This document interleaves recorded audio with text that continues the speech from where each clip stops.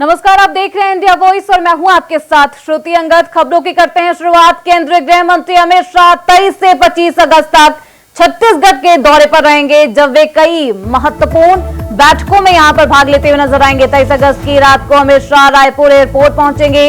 24 अगस्त को गृह मंत्री नक्सल प्रभावित राज्यों की एक उच्च स्तरीय बैठक की अध्यक्षता करेंगे, जिसमें झारखंड, ओडिशा, महाराष्ट्र, तेलंगाना और छत्तीसगढ़ के मुख्य सचिव और डीजीपी शामिल होंगे।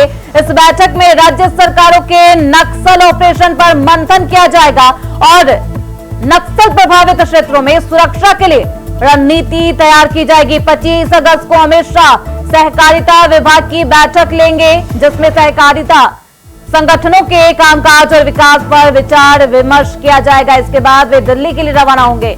तो अमित शाह 23 से 24 अगस्त तक छत्तीसगढ़ के दौरे पर रहेंगे। बेहद अहम दौरा ये माना जा रहा है। नक्सल प्रभावित राज्यों की बैठक करेंगे, नक्सल ऑपरेशन पर भी मंथन किया जाएगा। इसके बाद वो दिल्ली के लिए रवाना होंगे। तो कई मुद्दों पर विचार विमर्श किया जाएगा। तो इस खबर पर ज्यादा जानकारी के साथ हमारे सहयोगी मनोज शुक्ला हमारे साथ जुड़ चुके हैं। सीधे रुख करते हैं उनकी तरफ। मनोज, अमित शाह 2 दिवसीय दौरे पर छत्तीसगढ़ आ रहे, 23 से 25 अगस्त तक वो छत्तीसगढ़ रहेंगे। क्या कुछ अहम रहने वाला है? उनका दौरा किस मायनों में और किन किन मायनों में खास रहेगा? श्रुति, आपको बता दूं कि छत्तीसगढ़ में गृह मंत्री अमित शाह का दौरा 23 तारीख की रात को जो अमित शाह छत्तीसगढ़ पहुंच जाएंगे और 24 तारीख को 7 जिलों के नक्सल क्षेत्रों के जो राज्य प्रभावित है उनके मुख्य सचिव और डीजीपी के साथ बड़ी बैठक करेंगे, जिसमें नक्सलवाद के खात्मे को लेकर आपको महत्वपूर्ण बात बता दें श्रुति की, जब अमित शाह जो है यहाँ चुनावी दौरे पर आए थे तो उन्होंने चुनावी वादे किए थे जनता से कि हम छत्तीसगढ़ से नक्सलवाद को पूरी तरह से खत्म कर देंगे, आप लोग जो है बीजेपी की सरकार छत्तीसगढ़ में बनाइए। तो जनता ने उनका पूरा समर्थन किया और छत्तीसगढ़ में बीजेपी की सरकार बन गई, जिसे देखते हुए अमित शाह का यह दौरा नक्सलवाद के लिए महत्वपूर्ण माना जा रहा है कि नक्सल। और आपको ये भी बता दूं कि जब से छत्तीसगढ़ में बीजेपी की सरकार बनी है, नक्सलियों की कमर टूटती जा रही है। काफी कुछ बस्तर क्षेत्र में विकास देखने को मिल रहा है, जैसे सड़क की बात कर लें तो ऐसे नक्सल घोर नक्सल क्षेत्रों में सड़क की सुविधा नहीं थी, जहां पर सड़क बनाए जा रहे हैं। तो मतलब लगातार कुछ न कुछ काम छत्तीसगढ़ के बस्तर विकास के लिए लगातार विष्णुदेव साय सरकार के समय में हो रहा है और नक्सलियों की कमर टूटती जा रही है। तो ऐसे में जो अमित शाह जी का दौरा है छत्तीसगढ़ का, वो बहुत ही अहम माना जा रहा है। वो 24 तारीख को यहाँ 7 राज्य जो नक्सल प्रभावित राज्य है उनके मुख्य सचिव और डीजीपी के साथ बड़ी बैठक करने वाले हैं। जी बिल्कुल, अमित शाह का ये दौरा बेहद अहम है, खासतौर पर चुनाव में जीत होने के बाद जिस तरीके से बीजेपी सरकार अपने वादों पर कायम रहने के लिए अमित शाह आ जाएंगे। 23 और 25 अगस्त को वहां होंगे और ऐसे में नक्सलवाद एक अहम समस्या है मनोज, और इसके लिए निपटने के लिए क्या कुछ अब सरकार ला सकती है? क्या कुछ नियम कानून बनाए जा सकते हैं? क्योंकि कई सालों से छत्तीसगढ़ नक्सलवादियों से घिरा हुआ है। बात है, यहाँ पर छत्तीसगढ़ का विकास इसलिए यहाँ पर रुका हुआ है, यहाँ पे काफी छत्तीसगढ़ का काफी एरिया जो है नक्सलवाद से घिरा हुआ है। तो ऐसे में विकास संभव नहीं हो सकता। तो सबसे बड़ी बात सामने निकलकर यही आती है कि विकास के रास्ते में नक्सली रोड़ा बनते हैं। नक्सली आए दिन सरकारी भवनों का जो है दुरुपयोग करते हैं, उनको बम विस्फोट करा के उड़ा देते हैं और जैसे सड़क बन रही है तो गाड़ियों को आग के हवाले कर देते हैं। तमाम घटना सामने निकलकर आए दिन आती रहती। तो ऐसे में नक्सलवाद खात्मे के लिए ये अमित शाह का दौरा जो है माना जा रहा है। और ये जो नक्सल ऑपरेशन पर मंथन किया जाएगा, नक्सल ऑपरेशन का फायदा किस तरीके से अभी जनता को मिल पा रहा है? क्या कुछ अभी तक सुविधा मिल पाई है मनोज?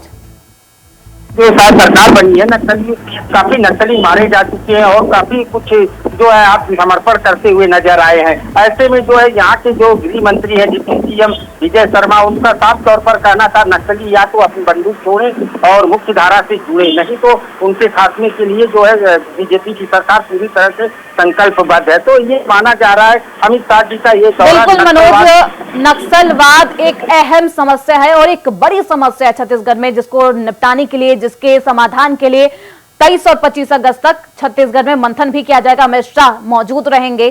तो बहुत शुक्रिया इन तमाम जानकारियों के लिए मनोज आपका। आप निगाह बनाए रखिए और इस तरीके से अहम दौरा होने वाला है अमित शाह का। खबरों बढ़ते आगे, भाजपा ने प्रदेश भर में एक बड़े सदस्यता अभियान की शुरुआत करने की घोषणा की है, जिसके तहत 22, 23 और 24 अगस्त को अलग अलग जिलों में सदस्यता कार्यशालाएं आयोजित की जाएगी। इस अभियान के तहत 26, 27 और 28 अगस्त को मंडल स्तर पर कार्यशालाओं का समापन किया जाएगा, जिसमें पार्टी के नए सदस्य जोड़ने पर विशेष ध्यान दिया जाएगा। भाजपा इस सदस्यता अभियान के दौरान उसी पद्धति का पालन करेगी जो विधानसभा और लोकसभा चुनाव में अपनाई गई थी। वहीं राष्ट्रीय महामंत्री अरुण सिंह ने सदस्यता लेने के नियम भी बताए हैं। वहीं सीएम साय ने कहा कि जहां जिस क्षेत्र में हम कमजोर है वहां ज्यादा ध्यान दिया जाएगा। तो सदस्यता अभियान में अब एक बड़ा बदलाव भी नजर आएगा। मिस कॉल, नमो ऐप और स्कैनर ले सकेंगे भाजपा की सदस्यता। तो जहां फोन की दिक्कत वहां फॉर्म से भी सदस्यता दिलाई जाएगी। अहम जानकारी सामने आ रही है। तो फोन की दिक्कत वहां फॉर्म से भी सदस्यता दिलाई जाएगी और सदस्यता अभियान एक पूरे उमंग के साथ फिर से शुरू की जाएगी।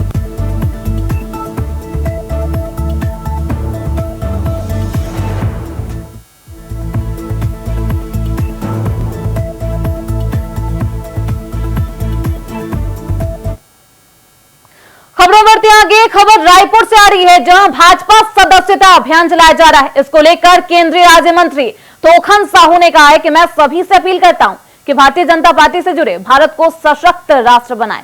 तो बीजेपी से जुड़ने की अपील की है, भारतीय जनता पार्टी से जुड़ने की अपील की है। भाजपा सदस्यता अभियान जारी है और इससे जुड़ने की अपील तोखन साहू ने की है। केंद्रीय मंत्री हैं जिन्होंने अपील की है भाजपा सदस्यता अभियान से जुड़ने के लिए और भारतीय जनता पार्टी से जुड़े और भारत को सशक्त राष्ट्र बनाए। ये अपील तोखन साहू के द्वारा की गई है। महापर्व प्रारंभ होने वाला है। हमारे माननीय राष्ट्रीय अध्यक्ष जी, हमारे देश के यशस्वी प्रधानमंत्री जी को सदस्यता दिला करके इस अभियान का प्रारंभ करेंगे। भारतीय जनता पार्टी के सभी कार्यकर्ता इस अभियान में जुड़ेंगे। मैं पूरे प्रदेशवासियों से कहना चाहूँगा, निवेदन करना चाहूँगा, सशक्त भाजपा, सशक्त भारत, सब भारतीय जनता पार्टी के इस अभियान में जुड़े। भाजपा मजबूत होगा देश। तो केंद्रीय मंत्री तोखन साहू ने ये अपील की है लोगों से, बीजेपी से जुड़ने की अपील की है और भारतीय जनता पार्टी से जुड़कर सशक्त राष्ट्र बनाने की अपील की है। भाजपा सदस्यता अभियान जारी है, जिसको लेकर तोखन साहू ने अपील की है। तो इस खबर पर ज्यादा जानकारी के साथ हमारे सहयोगी मनोज शुक्ला रायपुर से जुड़ चुके हैं। सीधे रुक करते हैं उनकी तरफ। मनोज, भाजपा सदस्यता अभियान को लेकर एक अहम जानकारी भी साझा करते हैं तोखन साहू और ये भी कहते हुए नजर आते हैं कि भारतीय जनता पार्टी से जुड़कर आप भारत को एक सशक्त राष्ट्र बना सकते हैं।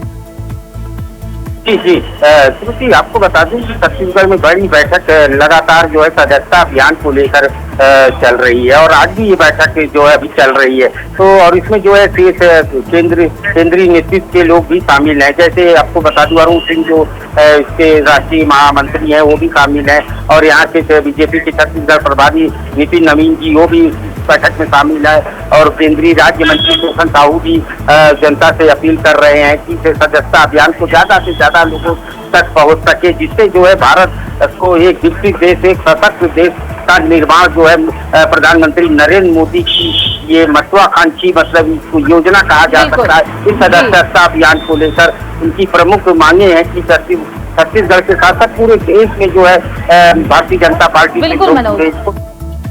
10 करोड़ लोगों के ये सदस्यता अभियान की वो जिम्मेदारी जो है लोगों को दी गई है। तो ऐसे में काफी दिनों से मंथन हो रहा है कि कैसे जो है बीजेपी। बिल्कुल मनोज, बहुत शुक्रिया इन तमाम जानकारियों के लिए। आप निगाह बनाए रखिए। तो भाजपा सदस्यता अभियान जारी है और तोखन साहू ने सभी से अपील की है कि वो बढ़ चढ़कर भाजपा की सदस्यता ज्वाइन करे और भारत को सशक्त राष्ट्र बनाए। खबरों बढ़ते आगे, छत्तीसगढ़ के डिप्टी सीएम विजय शर्मा ने अपने सोशल मीडिया पर एसटी-एससी द्वारा भारत बंद को ट्वीट कर कहा है कि देश को अराजकता में झोंकने का षड्यंत्र किया जा रहा है। डिप्टी सीएम ने लिखा कि जब केंद्र सरकार ने अपनी राय स्पष्ट कर दी कि एसटी-एससी आरक्षण में क्रीमी लेयर लागू नहीं होगा, तब भारत बंद के आह्वान का औचित्य क्या है।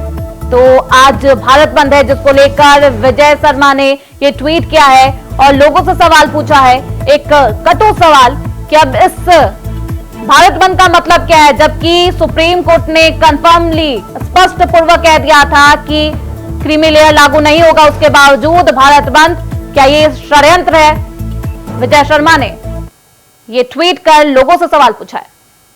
खबरों बढ़ते आगे, खबर बालोदा बाजार से है, जहां जिले में अनुसूचित जाति और जनजाति मोर्चा ने आज भारत बंद का आयोजन किया था, लेकिन छत्तीसगढ़ चैंबर ऑफ कॉमर्स ने इस बंद पर अपनी सहमति नहीं दी है। साथ ही बलौदा बाजार चैंबर ऑफ कॉमर्स ने भी इस बंद पर समर्थन नहीं किया। बाजार सामान्य रूप से खुले हैं, वहीं जिला पुलिस प्रशासन ने सभी व्यापारियों को चेतावनी दी है, कोई भी गतिविधियां की जाएगी तो उसके खिलाफ सख्त कार्रवाई की जाएगी। जहां आज भारत बंद है और भारत बंद का असर पूरे देश में देखने को मिल रहा है, वहीं ST/SC का भारत बंद असफल। चैंबर ऑफ कॉमर्स ने इसका समर्थन नहीं किया है भारत बंद का, और पुलिस ने भी सख्त कार्रवाई की चेतावनी दी है। तो ST/SC का भारत बंद असफल, और गतिविधियां अगर की जाएगी, गड़बड़ी पाई जाएगी तो सख्त कार्रवाई भी की जाएगी। तो पूरे देश में ही भारत बंद का असर देखने को मिल रहा है। ST/SC आरक्षण को लेकर भारत बंद है, और ऐसे में बालोदा बाजार में अनुसूचित जाति और जनजाति मोर्चा ने आज भारत बंद का आयोजन किया था, लेकिन छत्तीसगढ़ चैंबर ऑफ कॉमर्स ने इस बंद पर अपनी सहमति नहीं दी है। साथ ही बलौदा बाजार चैंबर ऑफ कॉमर्स ने भी इस बंद पर समर्थन नहीं जताया है, और बाजार चैंबर ऑफ कॉमर्स ने भी इसका समर्थन नहीं किया है। बाजार सामान्य रूप से खुले रहेंगे, ये बात कही गई है। वहीं जिला पुलिस प्रशासन ने भी सभी व्यापारियों को चेतावनी दी है, कोई भी गतिविधियां की जाएगी तो उनके खिलाफ सख्त कार्रवाई की जाएगी।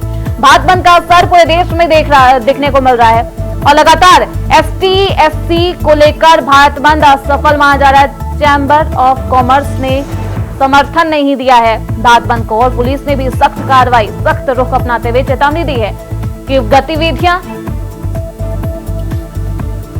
खराब पाई गई, गलत गतिविधियां पाई गई तो उनके खिलाफ सख्त कार्रवाई की जाएगी। हमारे साथ हमारे सहयोगी मनोज शुक्ला बने हुए, सीधे रुक करते उनकी तरफ। मनोज, एक तरफ जहां भारत बंद को लेकर आक्रोश भी है और सभी काम ठप नजर आ रहे, वहीं छत्तीसगढ़ में चैंबर ऑफ कॉमर्स ने भारत बंद का समर्थन नहीं किया है, क्या कुछ उनका कहना है? छत्तीसगढ़ में जो है कि बंद का बिल्कुल असर देखा नहीं जा सकता। हाँ, अगर वही बात करें बस्तर जिले के कांकेर की तरफ की बात करें तो उधर आदिवासी बहुल क्षेत्र है, जहाँ पर थोड़ा बहुत मिला जुला असर देखने को मिल रहा है। लेकिन और छत्तीसगढ़ की राजधानी रायपुर की बात करें तो यहाँ भारत बंद का न के बराबर जो है ये यहाँ पर कोई असर देखने को नहीं कहा जा सकता।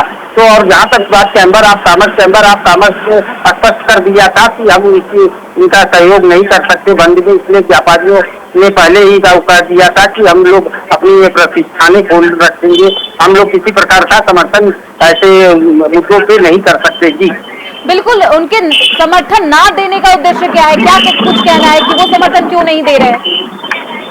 जी, उनका साफ तौर पर कहना था, व्यापारी वर्ग जाके चैंबर ऑफ कॉमर्स के अध्यक्ष रायपुर राजधानी के चैंबर ऑफ कॉमर्स के अध्यक्ष से मुलाकात की थी व्यापारी संघ ने। उनका साफ तौर पर स्पष्ट रूप से कहना था कि जब इस मामले में केंद्र सरकार द्वारा स्पष्ट कर दिया गया है कि नहीं लागू होगा, तो फिर उसके बाद जो इस तरह की ये राजनीति हो रही है, और हम लोग व्यापारी वर्ग है, हम लोग राजनीति से दूर ही रहना चाहते हैं, ये सब तमाम बातें सामने निकलकर पहले ही स्पष्ट हो चुकी थी। बिल्कुल मनोज, सुप्रीम कोर्ट ने पहले ही क्लियर कर दिया था, स्पष्ट पूर्वक कह दिया था कि क्रीमी लेयर लागू नहीं होगा, उसके बावजूद भारत बंद किया जाता है, तो ऐसे में समर्थन नहीं दी जाती है कॉमर्स चैंबर्स की तरफ से। और ऐसे में वहीं पुलिस प्रशासन ने भी व्यापारियों को चेतावनी दी है कि अगर कोई भी गतिविधियां की जाएगी तो उनके खिलाफ सख्त कार्रवाई की जाए। किस तरह की सख्त कार्रवाई का चेतावनी दी गई है? श्रुति, आपको बता दूं कि यहाँ के गृह मंत्री डिप्टी CM विजय शर्मा ने अपने सोशल मीडिया के ट्विटर अकाउंट पर स्पष्ट कर दिया था कि किसी प्रकार की जो है वो आरोप लगा रहे हैं विपक्ष पर की सिर्फ राजनीति और षड्यंत्र किया जा रहा है, तो वो स्पष्ट रूप से दिखा जा सकता है। तो निश्चित रूप से जब गृह मंत्री का यह ट्वीट सामने आ गया था तो उसके बाद छत्तीसगढ़ में पुलिस प्रशासन अलर्ट मोड में कर दिया गया था, और यहाँ पर पुलिस प्रशासन पूरी तरह से अलर्ट मोड में देखा जा सकता है कि किसी भी प्रकार की अगर यहाँ बंद जबरदस्ती कोई बंद कराने की योजना रहेगी या उल्लंघन किया जाएगा तो उसके खिलाफ सख्त से सख्त कार्रवाई की जाएगी। बिल्कुल मनोज, बिल्कुल आपने सही कहा, जिस तरीके से पुलिस भी सतर्क है और भारत बंद बिल्कुल छत्तीसगढ़ में असफल देखने को मिला है। बहुत शुक्रिया इन तमाम जानकारियों के लिए मनोज, आपका आप निगाह बनाए रखिए। तो छत्तीसगढ़ में भारत बंद बिल्कुल असफल नजर आया। खबरों बढ़ते आगे। छत्तीसगढ़ शासन ने भारतीय प्रशासनिक सेवा IAS के 4 अधिकारियों का तबादला किया है। 2012 बैच के IAS अधिकारी अभिजीत सिंह को चिकित्सा शिक्षा विभाग में संयुक्त सचिव का अतिरिक्त प्रभार सौंप दिया गया है। फिलहाल उनके पास गृह और जेल विभाग का भी प्रभार है। वहीं 2015 बैच के प्रभात मलिक को इलेक्ट्रॉनिक्स एवं सूचना प्रौद्योगिकी विभाग में संयुक्त सचिव का अतिरिक्त प्रभार दिया गया है। वे वर्तमान में छत्तीसगढ़ इन्फोटेक प्रमोशन सोसाइटी यानी कि चिप्स के CEO है और सुशासन एवं अभिसरण विभाग का भी कार्यभार संभाल रहे हैं। इसके अलावा नए IAS अधिकारी को भी पदस्थापना मिली है। 2022 बैच की अधिकारी नम्रता चौबे, जो वर्तमान में बलौदा बाजार में सहायक कलेक्टर है, उनकी भी तबादली की गई है।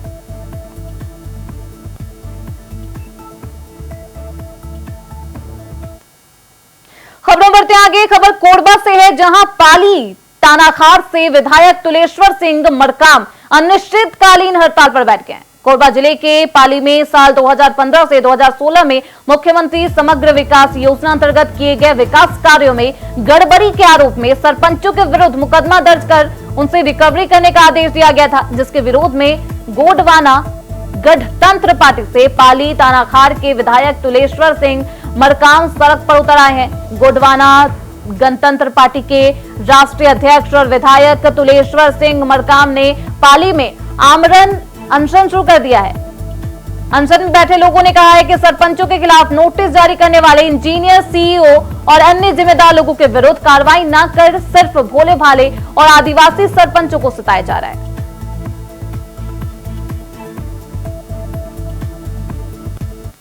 कोरबा के द्वारा एक शिकायत के आधार पर वर्ष 2016 में हमारे जनपद पंचायत पाली के अंतर्गत 16 सरपंचों के विरुद्ध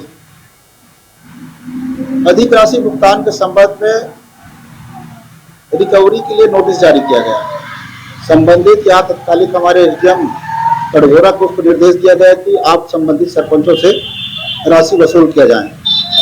लेकिन जिस तरीके से पंचायत राज अधिनियम में जो प्रावधान है, संविधान भी कहता है कि भाई अगर मान लीजिए किसी मामले में जितने भी आरोपी हैं सबको दृष्टिगत रखते हुए कार्रवाई किया जाए, किंतु यहाँ तो उल्टी गंगा बह रही है।